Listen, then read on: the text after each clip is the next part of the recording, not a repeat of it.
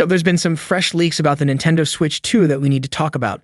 If you were thinking the images we discussed last week, showing the motherboard, a possible prototype, and close-ups of the Joy-Con casings, might have been fake, we now have some experts weighing in. Digital Foundry, the go-to source for tech analysis, has shared their opinion on whether this leak is real. Spoiler alert, it seems like it's legit. This supports the other info we've talked about, like the size of the unit, the CAD files showing the dimensions, and the leaked specs, which also appear to be accurate. On top of that, there's another rumor going around suggesting that the battery life on the Nintendo Switch 2 might be way better than expected, possibly beating out the entire current Switch family. We'll break it all down, but before we jump in, make sure to like, subscribe, and turn on notifications to join this Sombra Nation if you're new here. First, let's talk about the leaked image of a prototype unit, which is said to be from late 2023.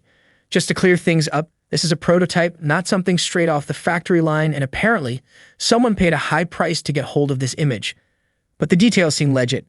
This also means we might see features like a USB-C port on both the top and bottom of the console. If you connect this with Nintendo registering a new device with the FCC that has a 24 GHz mmWave sensor and a 2.4 GHz Wi-Fi receiver, people are speculating about what kind of accessories might come with the next-gen console. Maybe there will be an optional add-on or maybe no gimmick at launch. I also want to mention an article from Ga Nintendo that talks about why Digital Foundry believes these leaked images and reports are real. They said that faking a motherboard like the one shown would require a huge amount of technical skill. It's not impossible to fake some printed components, but everything we see matches up with recent leaks based on shipping manifests from Taiwan. If you consider how hard it would be to create a fake motherboard that looks this convincing and then compare it to the legit shipping info, it all seems to add up. So I'm leaning toward this leak being real. The console is expected to be bigger than the current Switch, possibly close in size to the Steam Deck. Also, according to the leaks, the Switch 2 will have a built-in microphone, 12 GB of LPDDR5X RAM, 256 GB of internal storage, and a physical game cartridge slot, which is becoming rare in modern gaming. It feels like we're getting an early look at this before Nintendo makes an official announcement. The other big update is about the Switch 2's battery life.